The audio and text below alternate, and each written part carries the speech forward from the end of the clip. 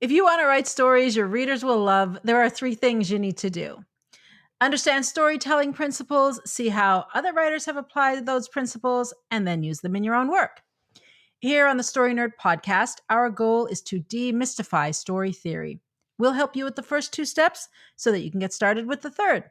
My name is Valerie Francis. I'm a writer and literary editor, and I focus on stories by, for, and about women. And I'm Melanie Hill, writer, editor, and poet, and I have a passion for spy stories, fairy tales, and master detective novels. On today's episode, Melanie pitched Love, Simon so that we can study conflict. This 2018 film was directed by Greg Berlanti from a screenplay by Isaac Aptaker and Elizabeth Berger. And it's based on the book Simon versus the Homo sapiens Agenda by Becky Albertalli. Of course, there will be spoilers because we can't talk about the movie without talking about the movie. And there is a good spoiler in this one because we find out who Blue is. And please help other writers find our show by leaving a rating and review. For Apple Podcast listeners, you can do it right from your phone. Simply go to the show's landing page and scroll to the bottom. It's that simple. All right, Melanie, what did you learn about conflict in Love, Simon this week? Well, it's actually a lot to learn about conflict in Love, Simon this week, and maybe in some good and bad ways. So, yeah, here we go. So I chose Love, Simon because I wanted to focus on internal conflict this week. And the good news is that most of Simon's conflict is internal, but, and it's a pretty big but, watching someone's internal conflict without there being any externalized conflict is not very interesting. So the small amount of external conflict and the predictability of the story events are caused, I believe, because the plot was written with a focus on the internal conflict. And I don't think that this works very well. And it's a very big takeaway. Now, this movie highlights another lesson about conflict, and that is internal conflict is boring without external conflict. However, I would like to point out that the reverse doesn't always hold true. So in movies like The Gentleman, James Bond, Jack Reacher, those kind of action stories, which are all about external conflict, they don't need internal conflict or a character conflict to make that story interesting. Now, that means that, they're probably one or two watches worth of entertainment, but you can still be entertained by the external conflict without necessarily any character arc or anything like that. Now, to expand on what I said before, I've learnt this season that you need external conflict to make internal conflict and a story arc more interesting. And as an example, in Love, Simon, all of the conflict in the first 2/3 of the movie is in Simon's head. Now, there's a little bit externalized, but most of it is really in Simon's head. So he sets up his perfectly normal life with a very likable family and very lovely friends. And this doesn't sort of establish or preempt any conflict with them. So as long as Simon is the only one who knows that he's gay, then all the conflict remains internal to him. And even when his dad says homophobic things and Simon hears the stupid boys at school call Ethan, the openly gay guy, they call him a fag and a few other things, it actually doesn't really create interesting conflict because it's still all internal to Simon. And even when Simon writes to Blue and shares his secret, it's still a secret. Blue is unlikely to share the secret, and if he did, they are both anonymous. So there's still nothing at stake, except Simon, is not Simon telling somebody. So, which is exactly the same place as where he was at the beginning of the movie. So not a lot has changed externally. Not a lot has changed. Now, the story becomes interesting when Simon experiences external conflict on the screen. And this is a massive lesson for writers. In my opinion, you need external conflict to make the internal conflict and the story arc interesting. And to hone in on this point, we watched The Wife in season 6. Now, this movie is all about internal conflict and Joan's character arc. However, the external conflict between Joan and Joe works in tandem with the internal conflict to really create a compelling and engrossing film. Right, so I'm now going to break down and examine the internal conflict and the character arc, and also the external conflict. But before I do that, I just really want to talk about tension. And I have mentioned this a few times in previous episodes, but I've come to realize through my study this season just how important tension is as well. So tension is a tool you can use to hook your readers and to keep them reading. In fact, I think it is really the tool. It is the tool. There's not many others, but the tension is the biggest tool. Sometimes it's good to observe what not to do rather than look at good examples, right? And I think this is where Love, Simon helps us understand a little bit about what lack of tension does. So tension in the book Understanding Conflict by Janice Hardy is described as the anticipation that something will happen. Conflict creates tension by creating uncertainty for the characters, and then readers anticipate what will happen next. And what readers want to do is find out if they're right or if they're wrong, and why and how. Now, tension is created because of the expectation that something is going to happen. It's reader anticipation and their search for the answers to the question.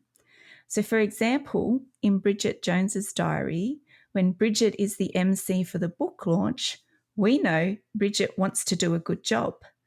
But we see and we know the type of character that she is. And our question becomes, will Bridget stuff up the book launch? And then after she does, how can it get any worse for her? Because it does get worse and she doubles down.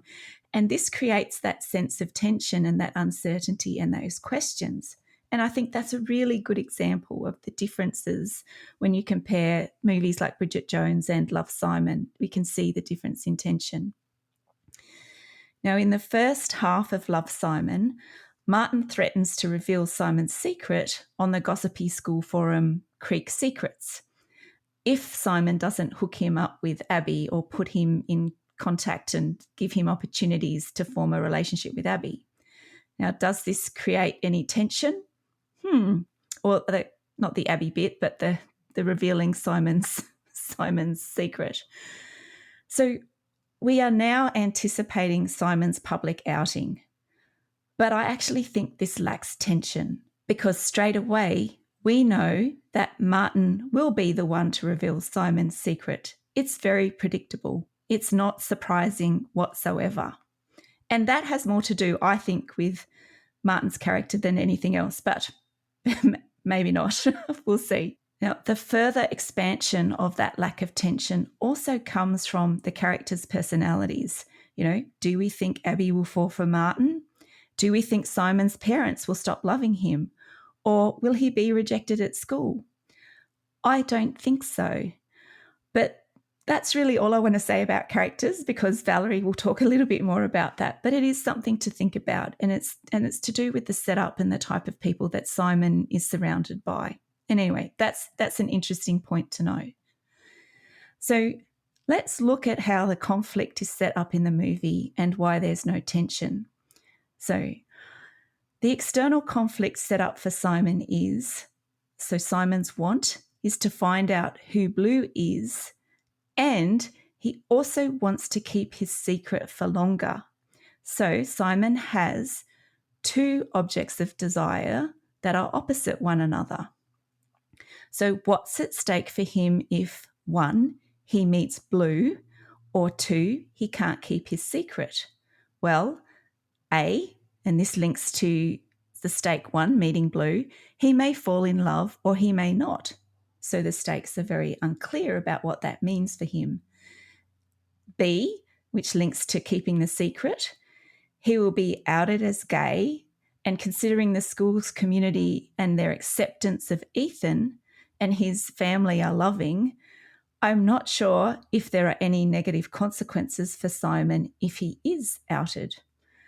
And also, secondly, which is related, or thirdly, I should say, which is related to keeping the secret, maybe Blue will realise that Martin has Simon's emails and that Simon and Blue may never meet. Now, that's a little bit more of a stake because we actually know that Simon does want to meet Blue and fall in love.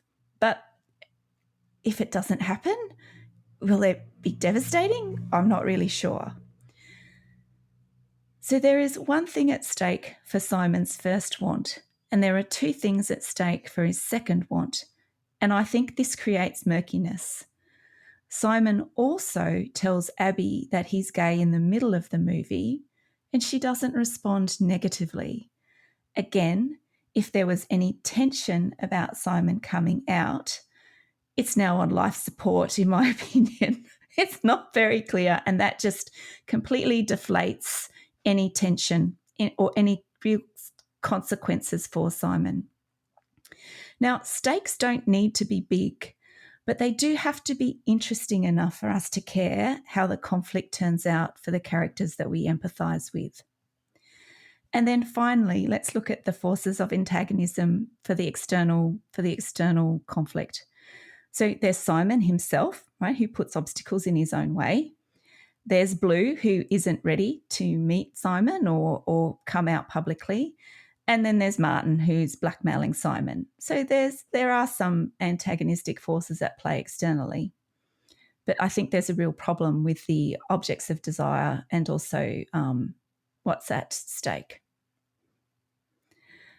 Now, so in going through that, I think we've identified a few problems with the external conflict. Now let's have a look at the internal conflict in the same way. So internally, what does Simon need? Well, he needs to come out so that he can accept himself. What's at stake for him? Well, it's change, and he doesn't want his life to change. But in his external conflict, he is actively seeking change. He is actively trying to go and find Blue. So I think that there's a little bit of uncertainty around in that. I don't think that actually I think that aligns the external and the internal conflict, which I think is problematic. And what are the forces of antagonism? Well, what's standing in his way internally? Well, it's his fear, essentially. It's his fear of change. So the other problems that I have with the conflict, and I think I've identified this through going through each of the external and internal conflicts through the questions, is really, I think what's at stake is problematic. And again, Simon is from a loving home. His dad tells a few terrible jokes, but there's no indication that his family will have trouble adjusting to having a gay son. And will his friends accept him? Again, there's not much indication that they won't accept him in the long run. And then the best conflict in the movie comes after Simon is outed by Martin, not because Simon's gay, but because he reveals that he lies to his friends. And then he deals with the consequences of lying to his friends, which I think are a subset of actually his wants and needs and not directly related to his wants and needs. And I think this is a problem. So, how strong are the internal stakes for Simon? Well, as Janice Hardy says, internal conflicts are the emotional, ethical, or mental struggles a character faces while trying to decide what to do about an external problem. The challenge isn't a physical thing in the way, but a struggle within the protagonist to make the right choice, and that's on page 77. I think Simon's internal conflict is obvious from the start of the movie, and so is his character arc. He has to resolve his internal conflict by changing, and this is a prescriptive tale, so it has a positive outcome, and his understanding also of who he is. This is his internal struggle. Change is hard and tiring, and usually there are emotional consequences to it. Most of the time, the decision the protagonist has to make is usually the one they don't want to make. And I'll say this again because I think this is the crux of my issues with Love, Simon. The decision the protagonist has to make is usually the one they don't want to make. But by searching for blue, Simon has already decided to change.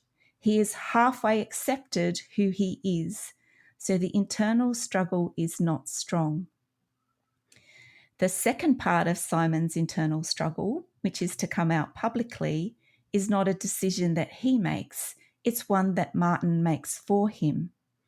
So in the end, I don't think Simon has any real difficult choices to make. As Simon said to Martin, the choice to reveal he's gay was taken from him. Now, Simon does apologise to his friends publicly for the turmoil he created in their friendship group, but this isn't surprising because Simon is actually a really nice person. He also admits he's gay, again, publicly, but again, that's not surprising, thanks to Martin. So the only choice left for Simon is to seek out blue, which also happens, and he was doing that anyway. Now, if Simon had to choose between giving up some of his friends or his family members over blue or choose blue over them, that would make the story and the conflict more interesting.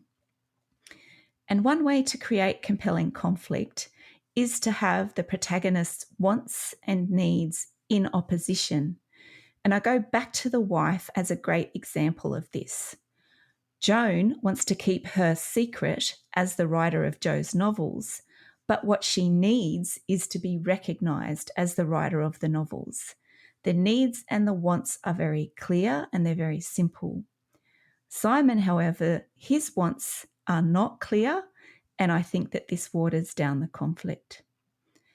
Now, when we dig into the conflict in Love, Simon, the problems we see with multiple wants and the unclear stakes are symptoms of something else. These problems originate because Love, Simon doesn't know what sort of story it wants to be. Yep, it comes down to genre. Is Love, Simon a love story? Is it a maturation story? Or is it something else? If the genre was clear, then the external conflict would drive the plot and Simon's emotional struggle would achieve his goal and it would also be clearer. So for a movie that I was really looking forward to seeing, I was a little bit disappointed with the conflict, but I do think that there's some valuable lessons, Valerie, and I'm really interested to hear what you say about the characters in this movie because I think some add to and some take away from the conflict and the story overall. What do you think? Well, before I get on to characters, I just wanted to talk about the conflict for another minute because in listening to what you had to say, the other issue, I was going to say problem, I think it's problematic for a film, but not problematic for a story, generally speaking, certainly not in novel form. But I think a challenge that the film had is that the action takes place on the internet. So how do you dramatize that? That's if it's good in a point. novel, we Yeah. see the emails coming back and forth. On the screen, it's not exactly memorable footage to see someone sitting at a computer typing, right? Yeah. So that's another challenge for Love, Simon. The other thing that I think is really interesting that yet again, Melanie, you and I have picked up on a lot of the same things. Now, when I watched it the first time, yeah, it was entertaining in a very light sort of way. I think that had most to do with the actor who played Simon, however. He was really engaging, not with the story itself. But it is an interesting example of a couple of other storytelling principles. So I would just want to take a minute and talk about those now before I forget. Now, Object of Desire is the first one on my list. And Melanie, you've already spoken about this. And we talk about this, I feel like we talk about this every single episode. In this movie, Simon's object of desire is to keep his secret. But once Martin outs him and he comes out to his family, his object of desire changes. And this is important. I get this question a lot. I don't know about you, Melanie, but I get it a lot. Can the object of desire change? Yes, it can. And Love, Simon is a great example of how and why it changes. What Simon wants then is a relationship. Now, yeah, throughout the movie, he does want to know who Blue is. And Melanie, you said that was his primary object of desire, but I don't think it is. Um, it is an object of desire. It's something he wants, but it's not the primary object of desire. The the character can want a lot of things, but what is it they're going to go after actively? And other than asking Blue on an anonymous text or email who he is, he's not really going after it much. Not when you compare how much he is actively trying to make sure his secret doesn't get revealed, and then how much he is actively trying to when he sends the email after he's been outed and says, yes, it's me, it's true, I am gay, and Blue, I really want to know who you are, and here's after the concert, the play at school, here's where I will be. So I'm not totally disagreeing. I just have a different take on object of desire, but it's a great example of an object of desire changing. Were you going to say something? Yeah, that's really interesting because I do think that, so where I was coming from when I was looking at it is what is motivating his external actions. And and that's why I went with the two sort of external objects of desire, because I think those two things were driving his actions. Because you're right, I think he puts a lot of investment movie time wise into covering up and trying to manage Martin. But he also puts it's less, but still a lot of time and energy into working out and looking, scanning the crowd and creating Blue in his head. So I do understand what you're saying by picking one. I think, though, that's where the blurriness of having two relatively prominent external objects of desire driven by motivation makes it foggy. So I absolutely get what you're saying. I was just trying to think about it in terms of the conflict and does that work? So yeah, I know what you're saying. Yeah, but I know that's why I found it difficult because it wasn't clear for me. Yeah, and I agree with you. If the conflict had been more robust, if the stakes had been clearer, I don't think we'd be having this conversation about object of desire. No, and I Right? think, I think we would yeah, both land on the same thing. It would be more obvious because of what the character is doing. yeah. And I think one is driven by the love story. And this is where I came back to genre. One is love story. So the search for Blue would fit with a love story-ish kind of genre. Whereas Right. the hiding his identity sits more with a maturation story. And again, so that's, yes, you're right. If they had chosen a genre, if we look at that, then all of those things would have been clearer, I think. Yeah. Yeah. Yeah. Okay, so the other thing I wanted to talk about is secrets. Now, secrets are an excellent way to create narrative drive. And, as soon as we know that a character has a secret and that there are serious consequences to that secret coming out, I guarantee your reader will stick with your story to find out if the secret will be revealed or not. Now, as Melanie just said, in the case of Love, Simon, the stakes are not well established. We know Martin is going to out Simon. We know it. You can see it coming from a mile off. And if your reader or your viewer can see something coming, you're in trouble. Because why do they need to read your novel if they know what's going to happen? All you're doing is wasting their time. And if they do stick with your book and what they think happens actually happens, they get ticked off. Because they feel like their time has been wasted. They feel like their money has been wasted. They are not going to finish your book and they're not going to come back and look for another book for you. This is a big flag, like a really big thing we need to be mindful of, that the reader doesn't know what's going to happen. This is narrative drive 101, right? They've got to wonder what's going to happen next. They've got to think they're going to know, but it doesn't happen that way. Either something else happens entirely, or what they thought was going to happen does happen, but not in the way they thought it would happen, and not with the outcome they expected. Something unexpected has to happen. With respect to Love, Simon, I feel like I'm just repeating everything you just said, Melanie. There aren't really any stakes. And Simon actually tells us that outright via an email to Blue, but the audience is listening in, right? Listening to the voiceover. And Simon says that his family and friends will be fine with it, and that the kids at school will be fine too. Nobody batted an eye when Ethan came out. And we even saw Ethan coming out to three of his friends, who all smiled and nodded and pretended like they didn't actually know, but they all knew before he actually said it publicly. And yes, we do see Ethan being teased, but he's handling it very well. It's very light teasing, too. It's not outright bullying. There's no serious violence. There's no serious threat of any kind. It really is kind of light teasing. And for Ethan, it's like water off a duck's back. And the rest of the student body doesn't pay any attention to the two guys who are teasing him, because they're arseholes, and everybody in the school knows it.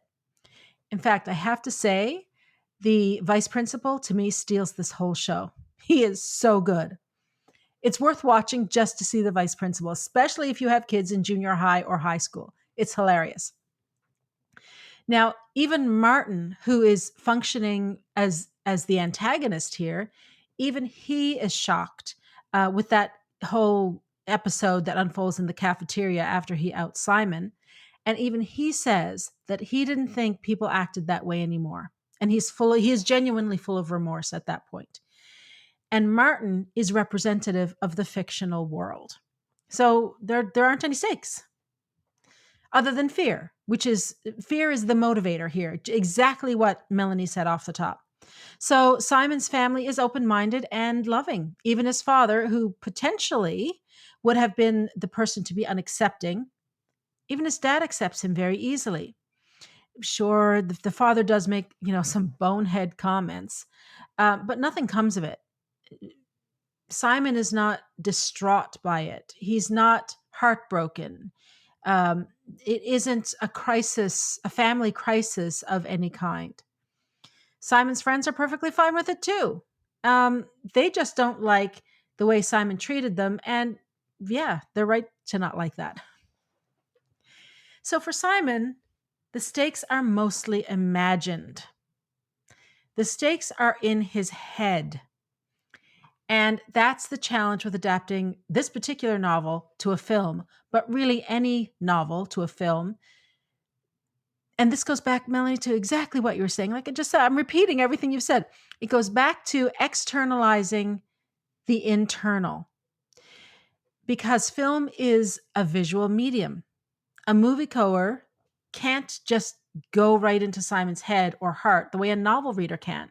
So prose allows an author to go right into the heart and mind of a character. It's what we do best. That's one of the big advantages to a novel over the other forms of storytelling. Film and theater cannot do it. That's why in film we get things like voiceover, and why in the theater we have soliloquies. All right, at long last, I'm going to talk about cast design. So just to recap, the whole idea behind designing your cast is that you create characters that bring out aspects of your protagonist's personality. That is, you bring out the protagonist's character dimensions. Now, Simon only has one dimension, and it's all centered around his secret. Publicly, he's heterosexual. Privately, he's gay. That means that in an effectively designed cast, the cast members are going to fall into one of two camps. Either they highlight him as a heterosexual man, or they highlight him as a gay man. Now, obviously, we've got Blue on one side, but on the other side, the only character is Jackie. And Jackie is, if you're wondering who's Jackie, yes, you may have missed her. She is the girl who Simon dated in middle school and whom he broke up with because she doesn't look like a man. Now, Jackie is only in the story for 2 quick shots. She's not in it for 2 full scenes. It's 2 shots. One of them, they're dancing in middle school, and she says she thinks she loves him. The other one is in high school in that big cafeteria scene when Jackie stops him and says, "Did you break up with me because I'm not a man?" Or no, "Did you break up with me because I look like a man?" Something like that. And he says, "No, I broke up with you because you don't look like a man." That's it. So you would be forgiven for forgetting that there is a character of Jackie at all. um, so yes, Simon's father references Simon's previous girlfriends, but again, it's a passing comment. It's so fleeting that it's easy to miss, and it doesn't have an impact. It doesn't land anywhere.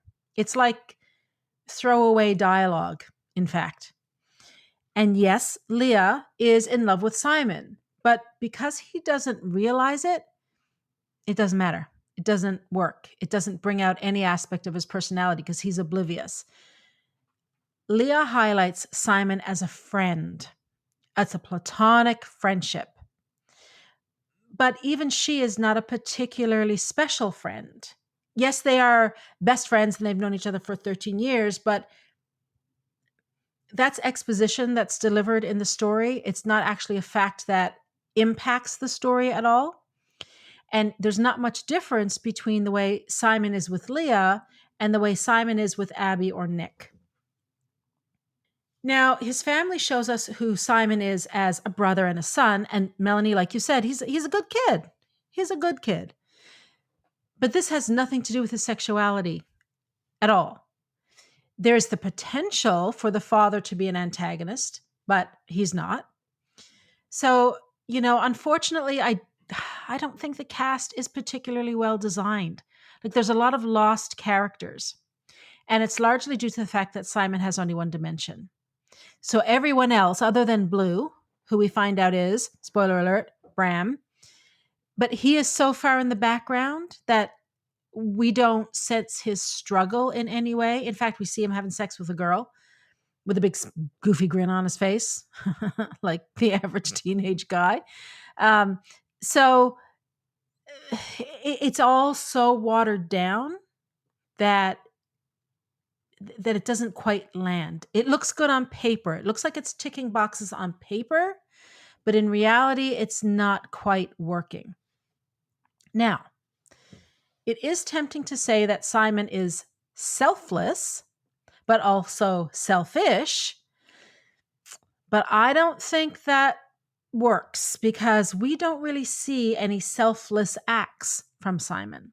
Yes, he does tell his sister that her cooking is great, and he even eats it, when it doesn't taste very good. But are we really going to call that a selfless act? I mean, he just takes a bite. That's it. We don't see him eating whole meals or suffering from stomach aches because the food is so bad and going through all of this just to boost her confidence. So, really, is taking one bite of food that maybe is just kind of off a bit, but that's it. Is that really a selfless act? I don't think so. I'm not willing to call it a selfless act. And in terms of him being selfish, well, the problem here is twofold as far as I see it. And the first one, Melanie, again, is just what you talked about. The stakes of the story are not effectively established. So when Simon plays his friends off one another, he just looks like a jerk. We lose empathy with him because there doesn't seem to be any need for it. And he's not a jerk. He's a nice kid. And two, the selfishness happens because of the massive plot holes. And I cannot abide plot holes. Oi with the poodles already. Now, what are those plot holes? Well, I'm just going to mention a couple. First of all, there's no way in God's green earth that Simon would have used the school computer to check his email. No, you cannot convince me of that at all. Yes, it is set up that there are problems with cell reception in the hallways of the school, but we also know that he can get perfect cell service out in his car where it's totally private. And even if we buy the fact that he checked his email on the library computer, don't tell me that he would have left the email open. He was in the middle of typing an email when the vice principal comes over. He didn't forget about that. No way, Jose. He did not forget about it. Another plot hole, which happens in the same scene, and this is pivotal, right, to the whole plot of this movie. And I don't know if it's the same way in the novel or not, but it's not working here in the movie. How did Martin know that those were Simon's emails? Simon was using the handle "from my window." And Martin did not see Simon at the computer. Martin was in the library. His back was to the room. He was talking to the librarian. The whole time Simon is there, Martin does not see him. Simon leaves, then Martin turns around and happens to walk past a whole bank of empty computers. There must be 25 empty computers in that library. And Martin has to go past most of them to wander over to a computer that isn't even on the end of an aisle. Even if we buy all that and Martin sits down and sees this thing on the screen, he does not know who "from my window" is. All right. Finally, the rant is just going on and on. But this is important because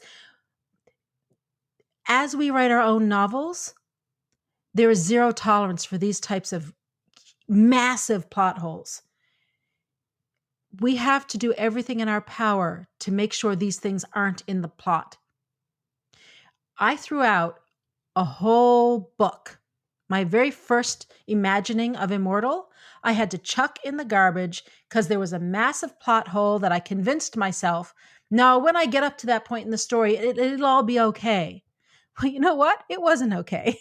So the book was 3/4 done.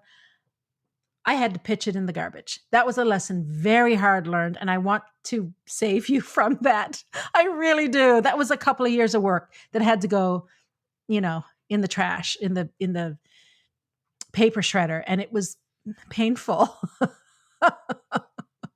All right. So the final plot hole is that Martin's ask and Simon's promise didn't go as far as promising that Abby would be Martin's girlfriend or that Abby couldn't date anybody else. All that Martin asked was for Simon to help him talk with Abby and hang out with her and stuff. Like, that's a quote.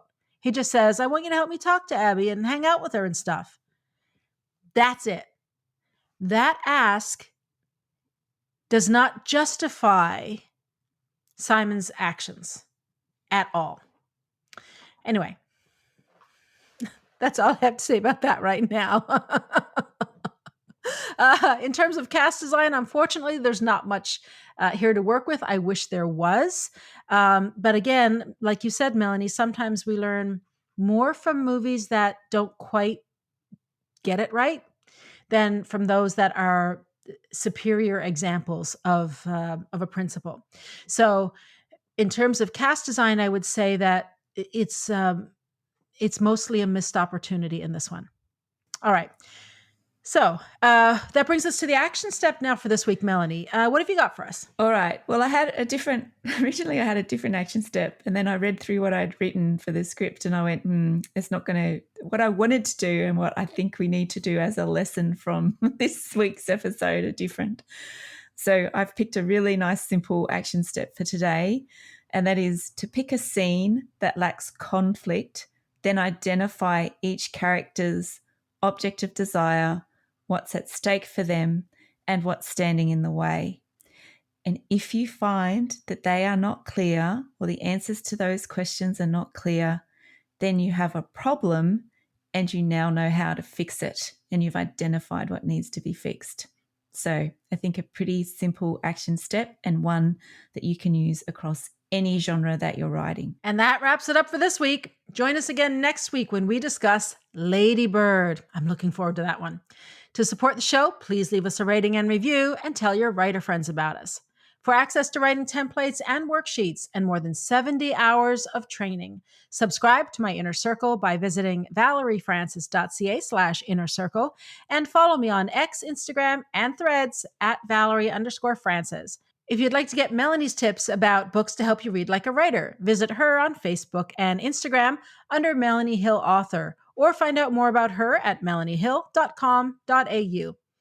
And remember, story theory doesn't have to be difficult. It's a tool to help you write more, not less. So take it one step at a time and have fun.